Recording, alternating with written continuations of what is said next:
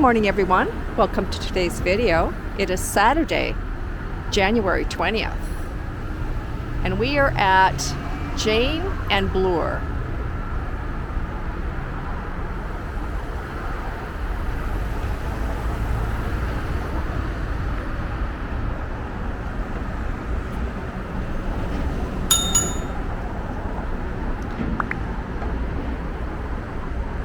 Jane and Bloor.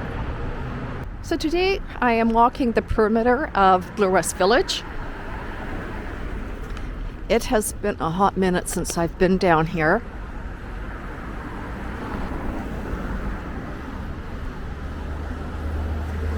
The official name, according to what the City of Toronto names Bloor West Village, I think it's just kind of abbreviated to Bloor West Village, but the official name is Runnymede Bloor West Village. Right now I am walking eastbound on the north side of Bloor, and the border of Bloor West Village is Dundas to the north, Bloor to the south, so I'm on the very south of what's considered Bloor West Village, Runnymede to the east, and Jane to the west. So I anticipate this walk is probably going to be between, well, around maybe 50 minutes if I don't get too distracted.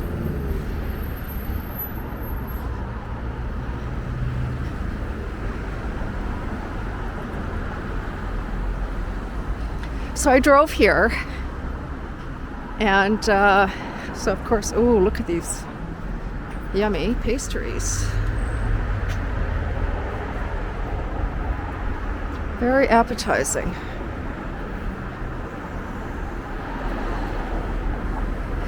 So I drove here, as I mentioned, and of course I followed Google Maps so I could find a place to park. And I don't know what I did before Google Maps. Well, I know I would have followed a regular map, but I would be completely lost without a map. I mean, I don't even follow directions that well. So, when I was, and I guess the example I want to give you is based on, I know Kiel. I had crossed Kiel coming here, and I've always known Kiel based on the routes that I normally take to go places to be north-south.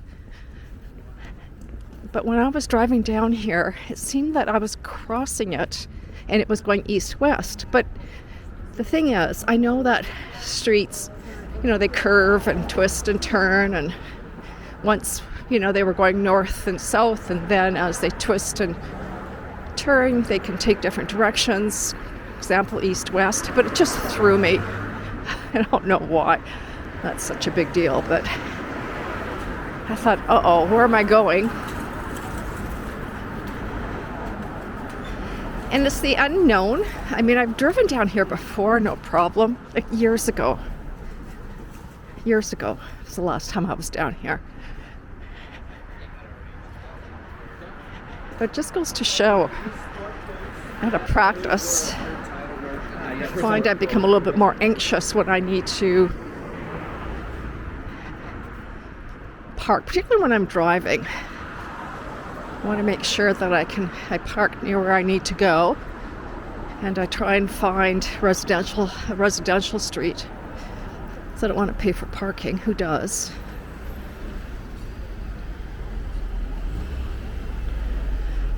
So one big reason a couple of reasons actually why I wanted to come down here today.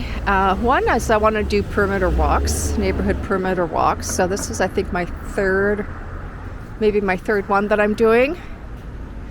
I'm also meeting a very good friend today down here, and we're going to do a bit of a walk and grab a coffee and a tea. And I'm really interested in Bloor West Village. I've wanted to come down here for a long time. And I guess the last reason is I want to take my car out because it needs quote-unquote exercise. So, voila, here I am.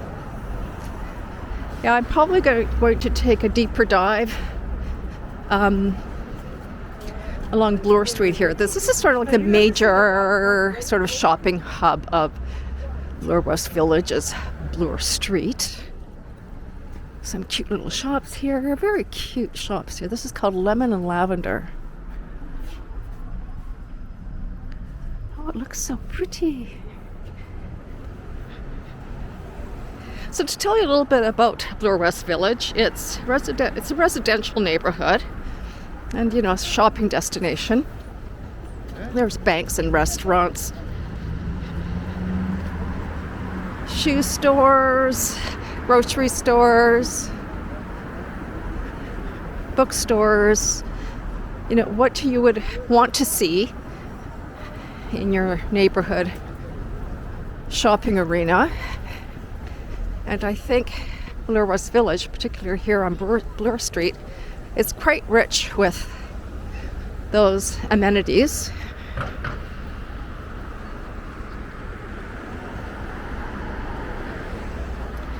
So the bordering neighborhoods or districts are High Park and Chauncey to the south, Lambert and Baby Point to the west, Rockcliffe and Smith to the north, and High Park North to the east.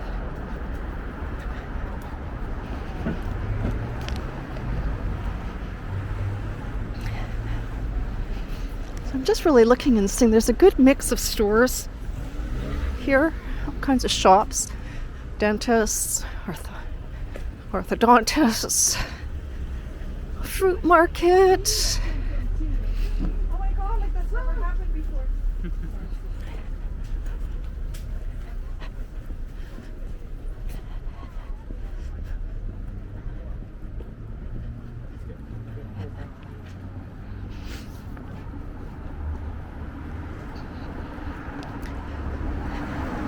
So I think everybody in Toronto knows about Bloor West Village. I think it's a hot spot, good place to live. The walkability obviously looks really good, right? If you lived in this neighborhood, like everything here is in your neighborhood. Everything that you need is here pretty much. I find that very appealing. My neighborhood is like that as well. I live in the Yonge and Eglinton area, and similar amenities are in my neighborhood as well. So it's very appealing and very easy just to stick to a neighborhood like this and not necessarily venturing beyond this type of neighborhood, because everything is right here. Convenient. Variety. Lots of variety. Bread and Roses. Ooh. What a good name for a bakery, cafe.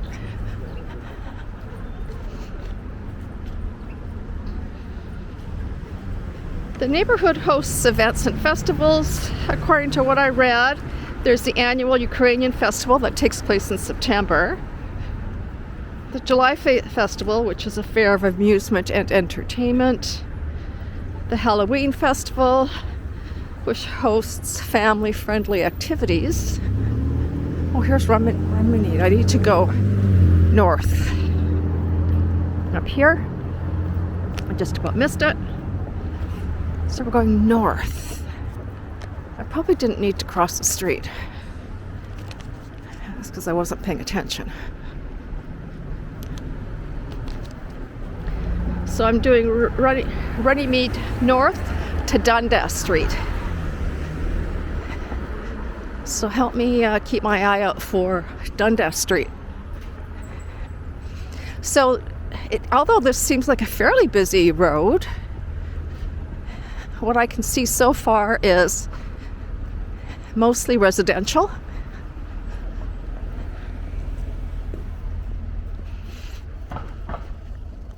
I know I would have driven down here for sure.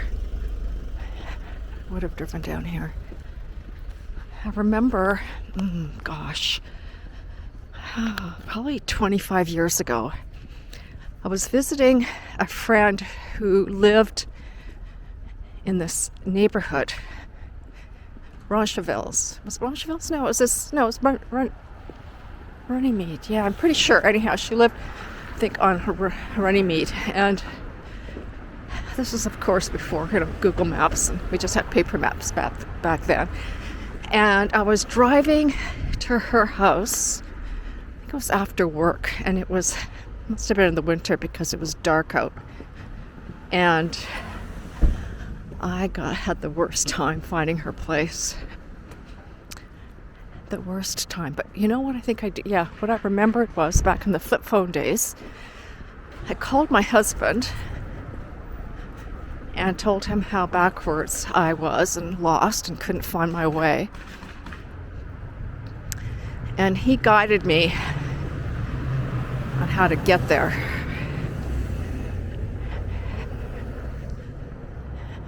Yeah. Yeah, I remember him telling me, okay, drive to this street and turn left. And drive to that street and turn right. He's had to do that with me on more than one occasion. Before, I could just turn on Google Maps and it would tell me when to turn. So, yeah, things are a little bit easier now, less humiliating. Anyhow, I was just telling you a little bit about what the neighborhood has to offer. So, in December, Bloor West Village hosts or participates in Toronto-wide Cavalcade of Lights. Now, I haven't been, I think, several neighborhoods, I think, participate in that light festival, but I don't know if I've ever noticed it.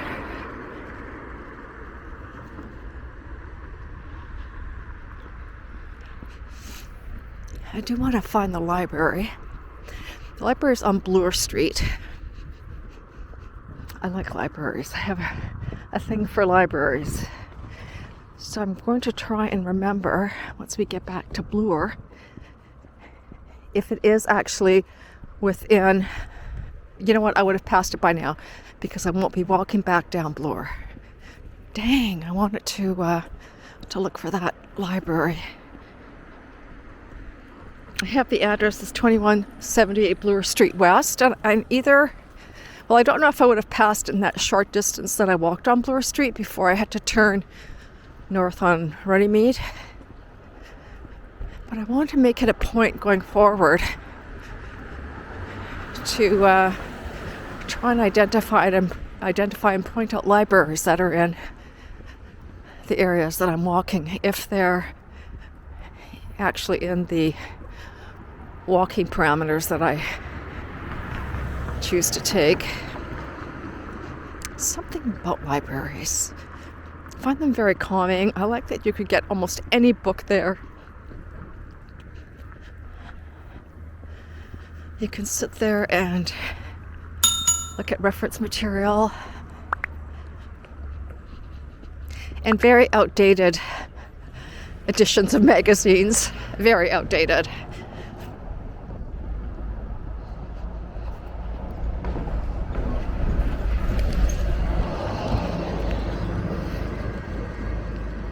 So a real change in feel walking up Runnymede versus walking along Bloor Street. Bloor Street was busy with commerce, and this is very residential. Nice big school here. What does it say? Runnymede Public School, junior and senior.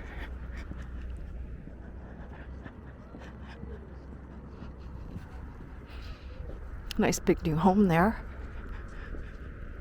Big homes, period.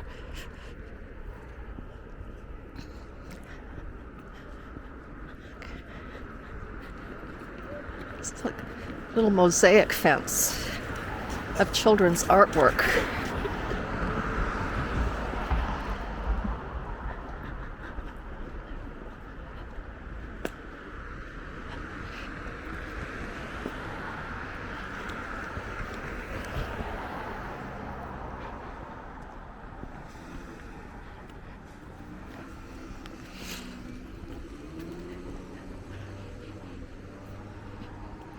So I suspect this street is pretty busy during the weekday. It looks like it would be, particularly because it connects to Bloor.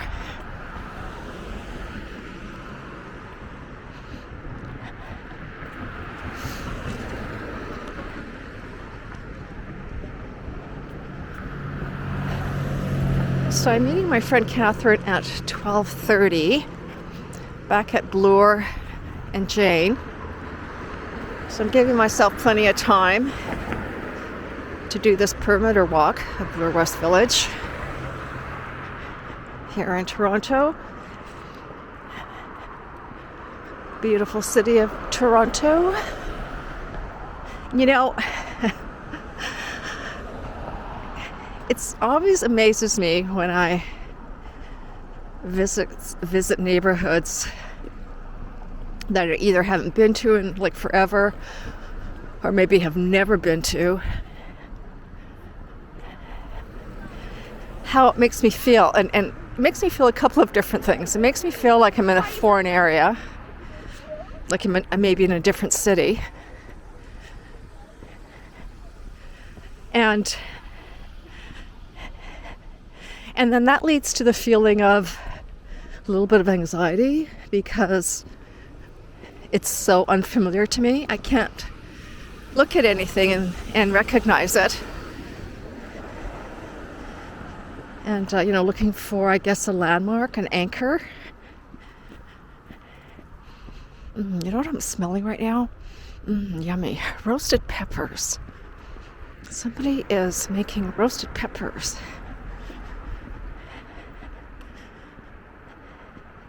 I left the house, it was -1. And right now it's been off and on. Maybe the camera will pick it up, I'm not sure. Just a very light flurry activity.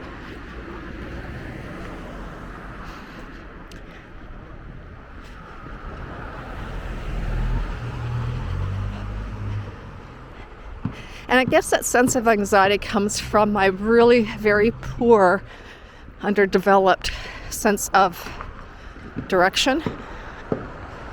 I can't even say I have a sense of direction. That's how poorly developed it is.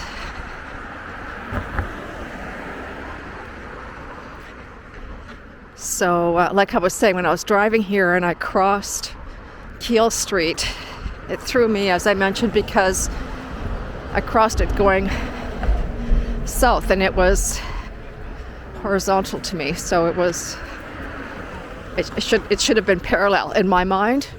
It should have been parallel to where I was driving based on my experience driving Keele, which, admittedly, I don't travel Keele much at all.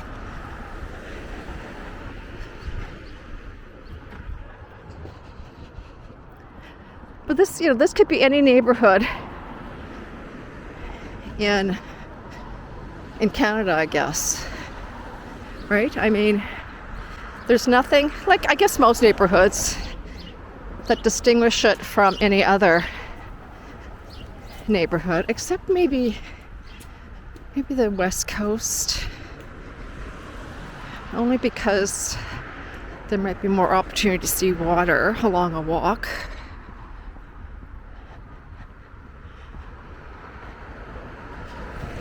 But yeah, this could be any neighborhood in Toronto.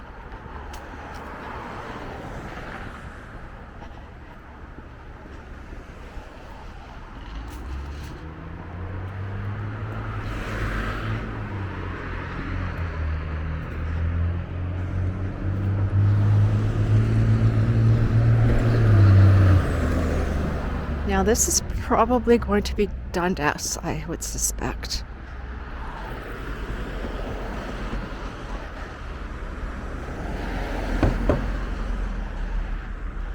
I'm going to do a jaywalk here.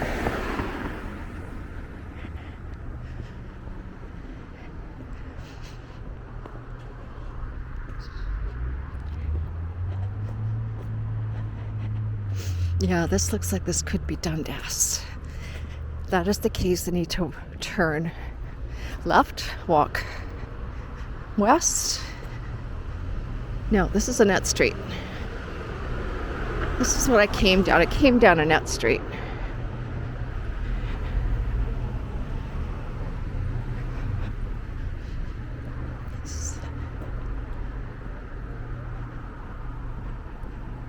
Let's make this walk quickly.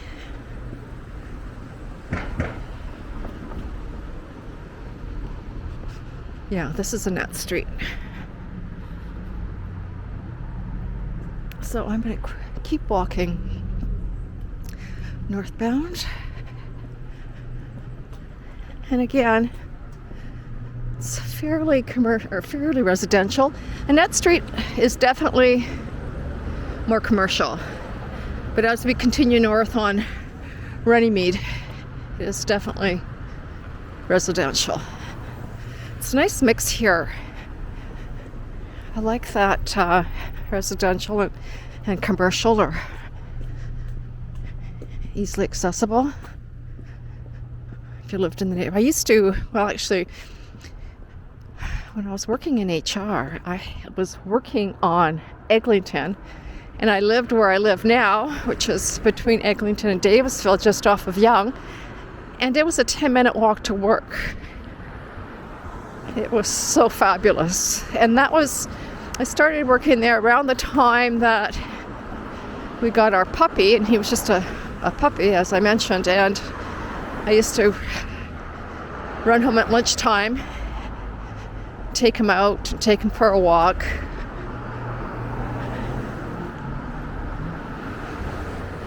It was so convenient. And the timing was good too, because that little guy needed attention. So I could spend time with him.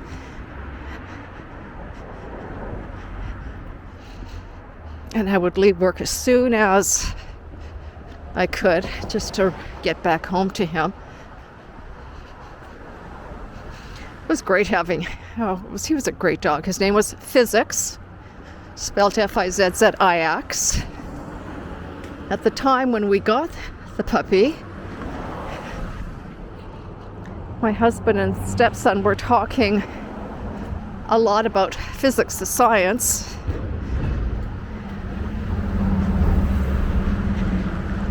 Because my stepson was studying it in high school. And David's background is in physics, so there was a lot of discussion. So when we did get the puppy, Physics, it was my stepson who came up with the name Physics and with the unique spelling.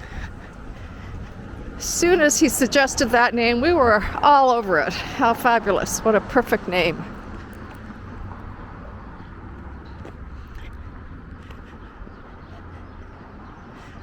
And I remember also David would, when David would work from home, or he would come home from work early, he would get Physics and put him on the leash, and then they would meet me at the office and walk me home at the end of the day.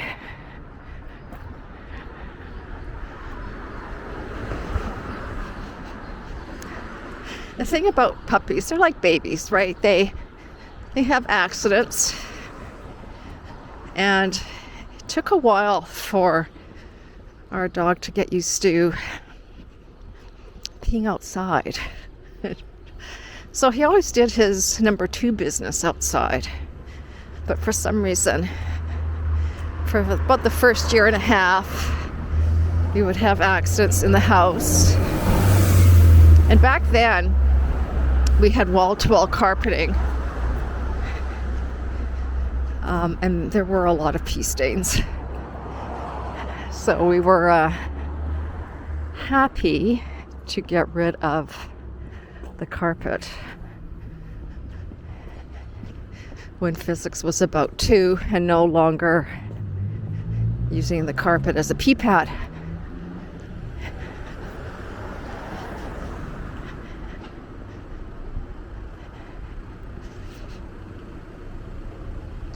Yeah, that's what baby animals do.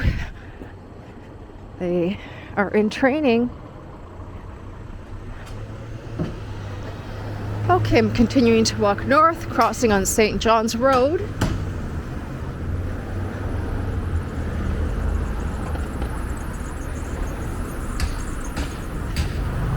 Major construction event happening here.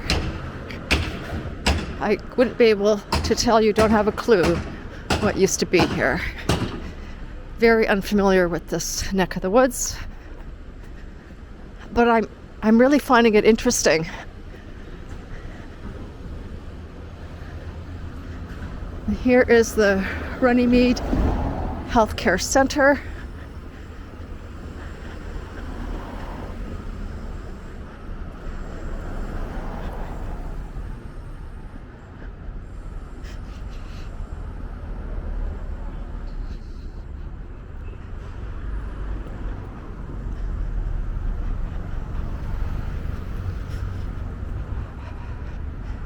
Yeah, it's pretty busy here. It's probably very busy down this road during the weekday, particularly during rush hour. Oh, I see train tracks ahead. I don't know if the camera will pick it up. It looks like a train track. Is that a train track? Yeah, probably. So I'm not wearing my glasses. And I only kind of wear them for driving. Oh, here we're at Dundas. Yahoo! Dundas. So this is going to be another circular, or rather not circular, but another block, square walk.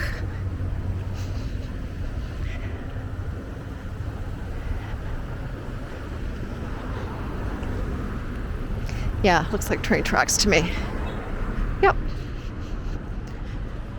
Yes, sirree. All right. Turning westbound along Dundas, and this is the northernmost part of what is considered the borders of Bloor West Village. The most northern border of Bloor West Village. Walking on the south side of Dundas, going westbound.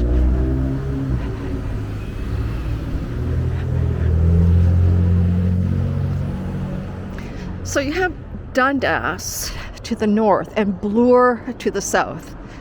Two very contrasting streets. And what I mean by that is, here it's pretty, well, it looks pretty industrial. And Bloor is very commercial and upbeat.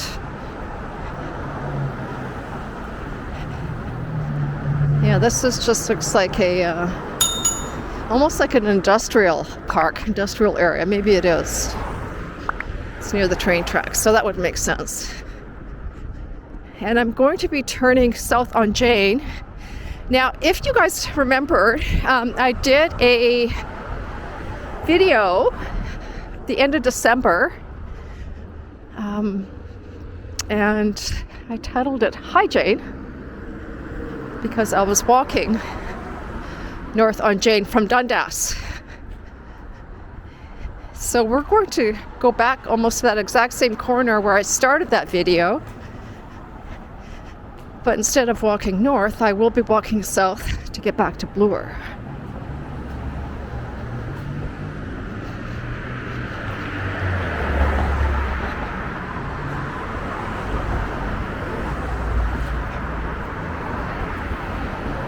Hi everyone.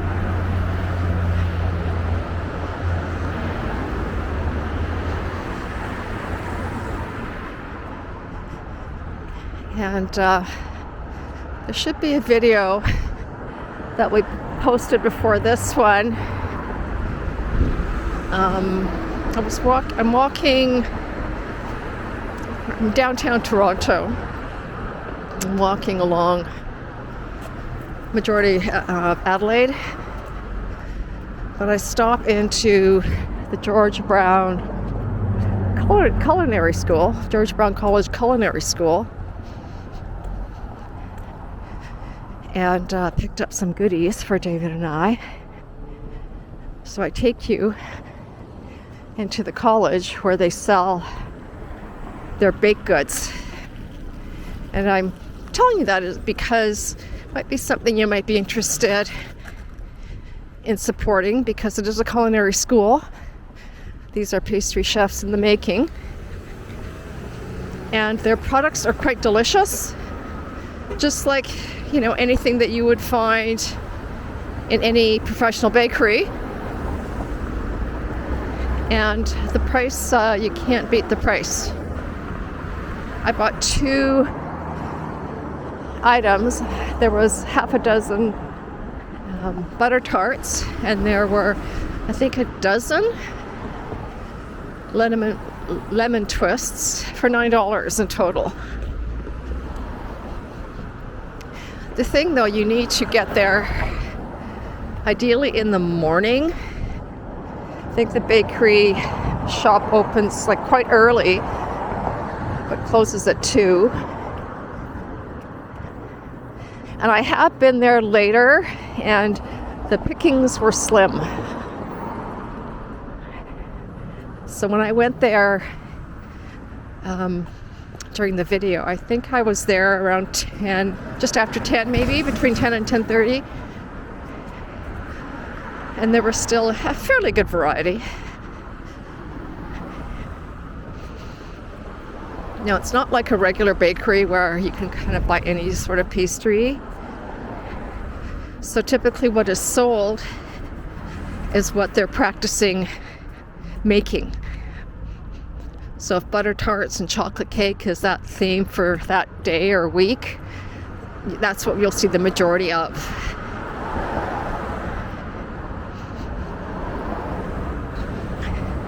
And there might be, you know, a couple of things that are different, but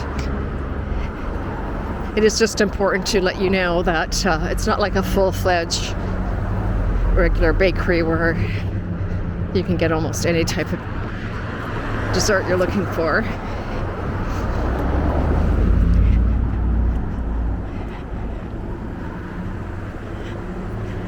But there aren't that many people that I know that don't appreciate a good piece of pastry. However, there are people that I know who do not like dessert, do not have a sweet tooth, not even remotely, and never interested in dessert or cookies or chocolate. If only. But, you know, here I'm saying if only, and what I mean by that is if only I had that trait, not to be interested in sweets, but then part of me thinks, no, I like having that trait. I like having dessert.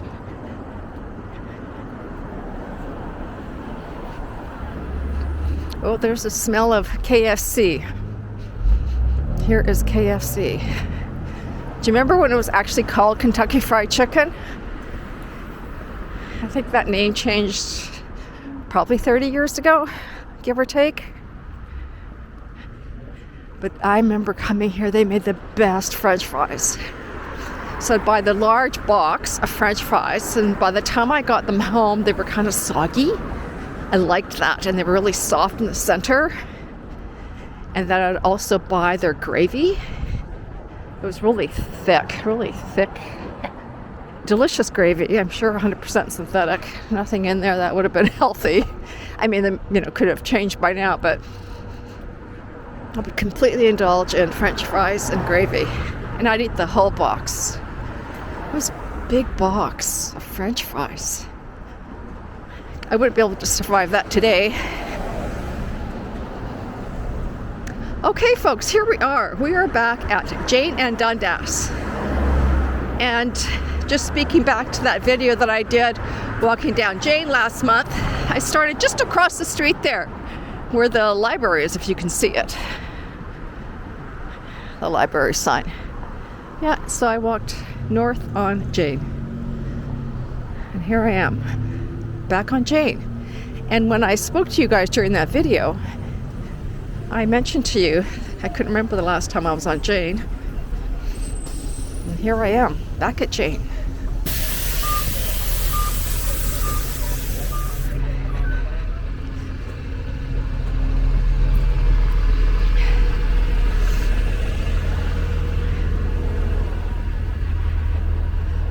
So I'm debating whether to put up my umbrella. I'm going to actually put up my umbrella because maybe you can't see it, but it is, hang on one second, folks.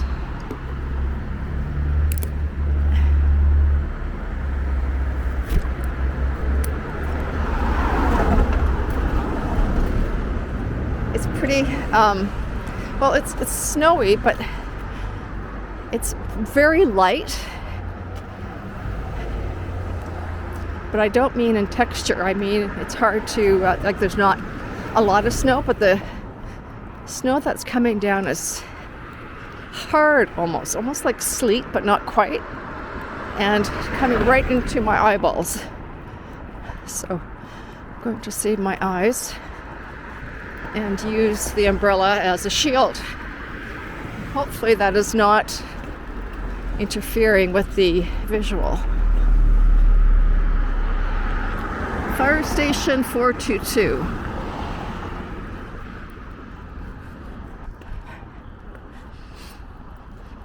So when I did that Jane video, I did actually walk this way.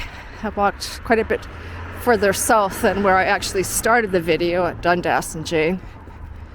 I just wanted to see where this would take me. But at the time, I didn't realize that Bloor was as close as it is. Bloor is probably, maybe half an hour from here.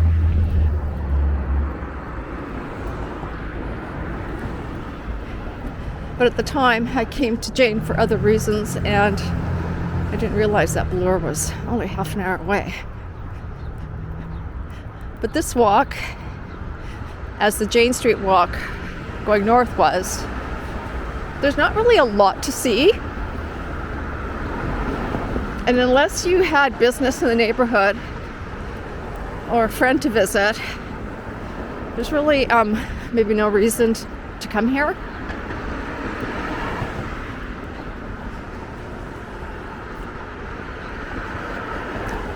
If there is, I'd like to hear what it is.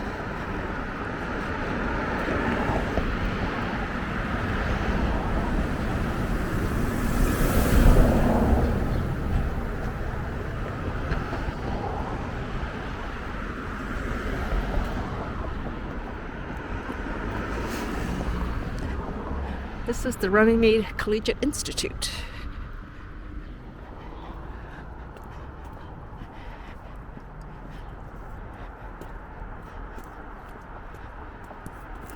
Now that sleet seems to have dissipated.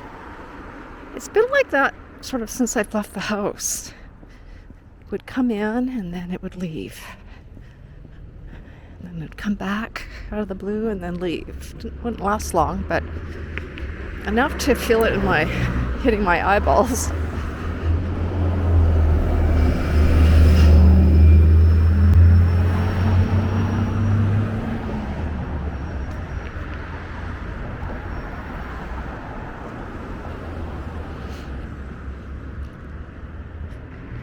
I hope everybody is doing well. I hope that you enjoy this weekend and do whatever it is that you want to do. If it's your days off, if it's not your days off, I hope that you have a good work day.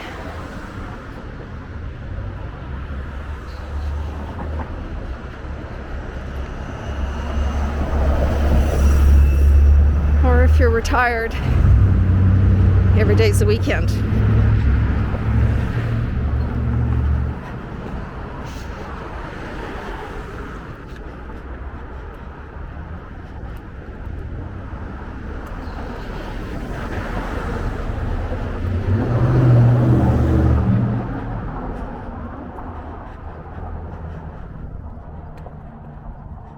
So this is Jane, and it's not much different than Runnymede. Tell me if you agree or disagree with that. But it seems very similar. There's a really cute house across the street there. I don't know if the camera will pick it up, but it's such a cute bungalow. And it looks like it's really well cared for. And teeny tiny. Really like it. Yeah, I really like it.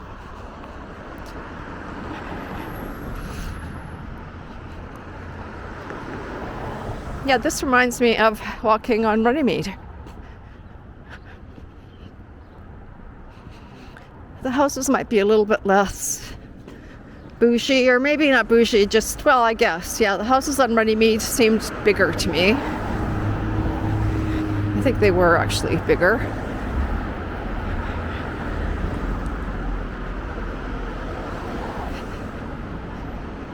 But this is like a sought-after area to live, Bloor West Village. And I certainly understand why. There's Jane and Runnymede, north-south, to get to north-south destinations. And then, of course, there is all the shops along Bloor Street.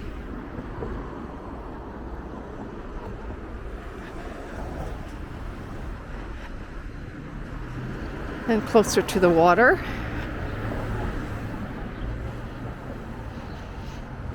Cute little puppy with his coat on. Cutie pie.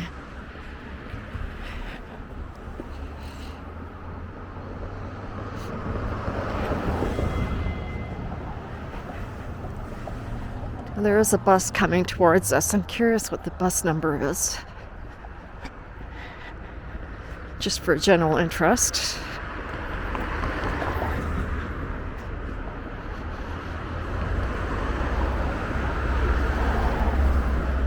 (35A). It said Jane, Bloor West Village.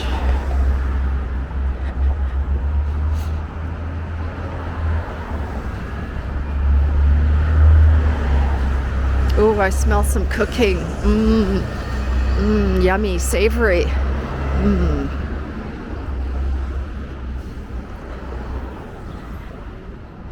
Yeah, I think I smelled something yummy on Runnymede as well. Roasting peppers. And this, I'm not sure what it is that I'm smelling, but oh, is it ever yummy? Oh, it could be from this Santorini restaurant, or Cafe Santorini. Seems like the closest restaurant, unless of course there's somebody cooking at home.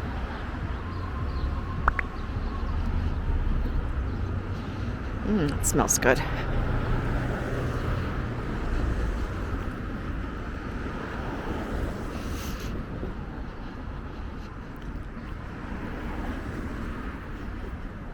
Yeah, so I am hoping to do more neighborhood walks.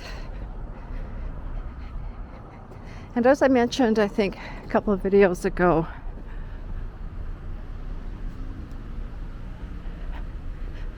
I won't be posting in February, in February, if at all. Got other things on the agenda. But I will be back at it in March. So I do want to get a few more videos in this month. Yummy. Yummy, yummy. And here we are back at Annette Street. We crossed it when we were walking north on Runnymede. It's not going to be there forever.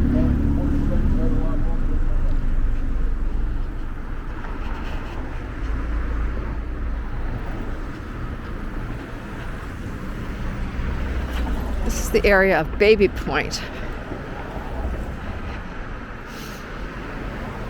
All within the Bloor West Village hub.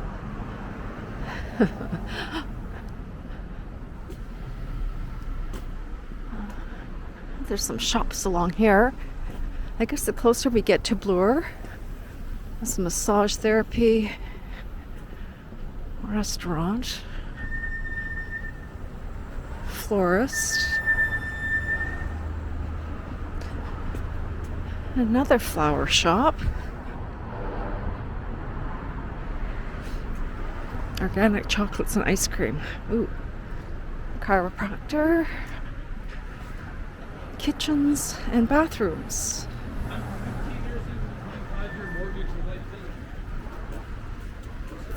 A real estate office, a tackle store. Oh. If you're interested in fishing, this store is closing. Closing sale. Vietnamese cuisine. Oh, this is called The Office. Baby Point Lounge, banquet facilities. Venezuelan street food. Laundromat.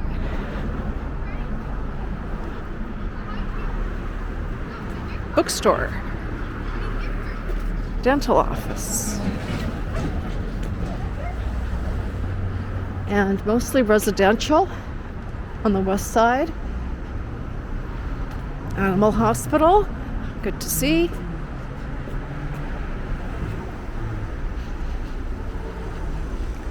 In the shade. It's a window dressing store, nail spa, law office.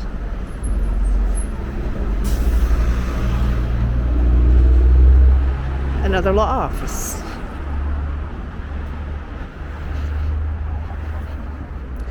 So there's curbside parking here. That's just probably just a weekend thing.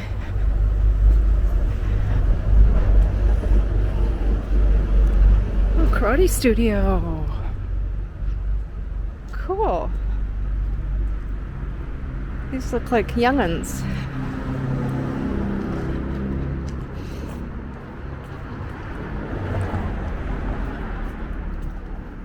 Convenience store. Oh yeah. Uh-huh. Oh, yeah, I parked just down the street actually. I parked down that way. Huh. So I've already walked this way today. I walked down Jane from the north, same direction as we're walking right now, to start this video at Jane and Bloor. I'm concluding it at Jane and Bloor, and then I will be meeting Catherine, Jane and Bloor.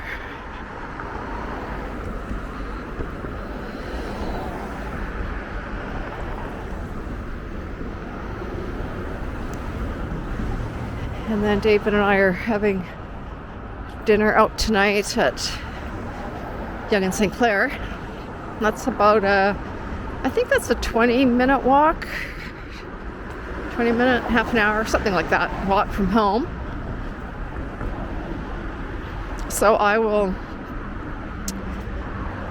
be deserving my dinner. And then we're walking home, of course. And we do like to walk home. Helps to digest.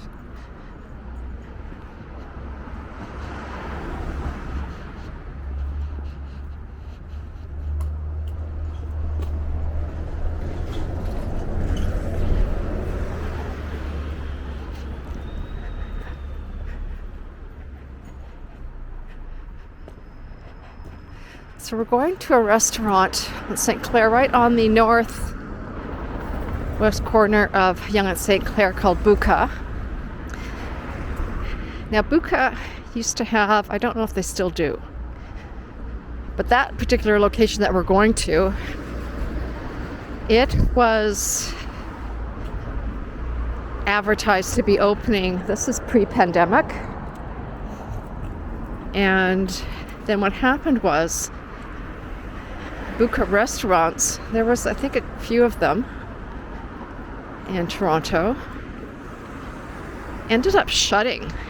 I don't know if they've all shut, certainly not this one that we're going to, but there was a really like I think the original, pardon me, the original restaurant, I think was downtown, King area maybe. And it was very good, very popular. I think they may be shut now. But anyhow, they, during the pandemic, or well, we're still in the pandemic, but shortly after it started, Buka restaurants were facing financial problems, to say the least. I can't remember all the drama behind it, but I think the main chef ended up leaving, and I think maybe even leaving the city, if I'm not mistaken, going to Vancouver. It's either West Coast someplace, maybe in the States. Anyway, could be wrong, but I remember reading something about that. Or somebody that was high up in the Buka restaurant, whether it was the owners or a major investor or whether it was the chef, went to the West Coast.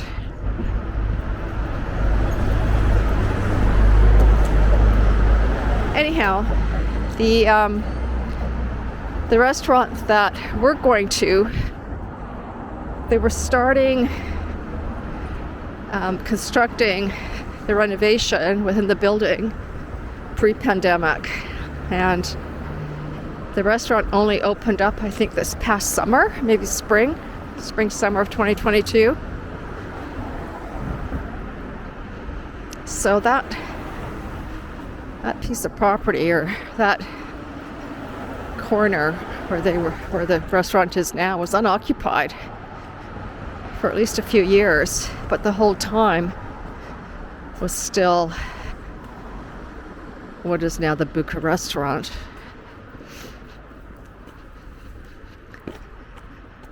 So the fact that the restaurant didn't fully decline, the name is still there, that means it's still the same, I guess, structure. Maybe not the same owners, but they could have sold the name, I suppose. But anyhow, it's the same space that was under construction years ago. So curious to see if it's as good as the restaurant was on King. There was also a Buka restaurant, I think, in Yorkville, that I'm pretty sure is not there now. But I know some, if not a couple of the Buka restaurants in Toronto shut. And not just because of the pandemic. I think they were expanding too fast and there wasn't enough funds. Like, I don't remember. Sorry about that, but I'm sure if you Google it, you can find a little bit more of the specifics around the drama at Buka restaurants. So I can see Bloor Street. So we will have done a full square. Oh, and I've been recording, I think for, probably 55 minutes at this point.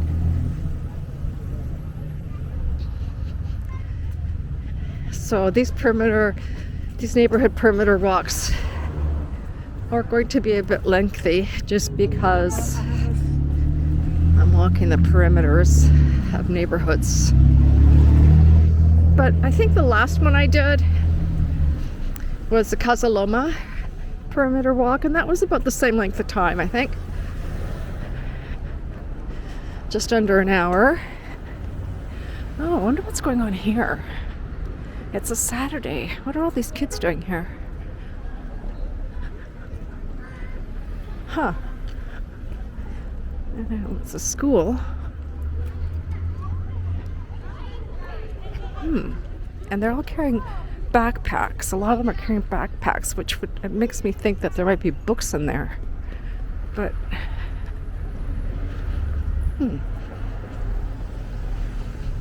it just makes me think that if I was in elementary school and going to my school on a Saturday, that would have been sacrilege.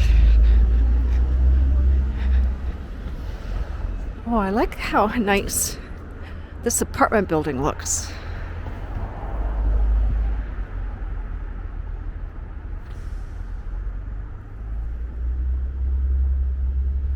It's a nice looking apartment building.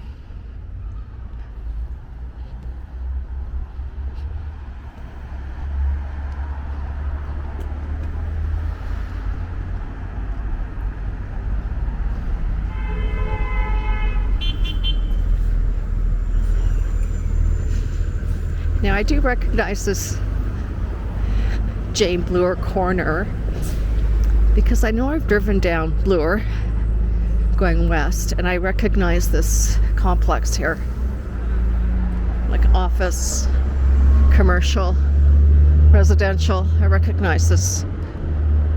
Oh, I know, probably to get onto the Gardner for whatever reason. Yeah, because it says there access to the Gardner.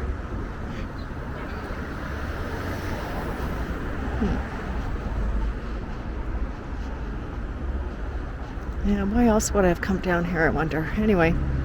Okay, folks, here we are back at it. Back to where we started. Thank you very much for joining me. I hope you have a wonderful weekend, a wonderful rest of your day, and I'll see you in my next video. This is Boomer Girl Walking, signing off.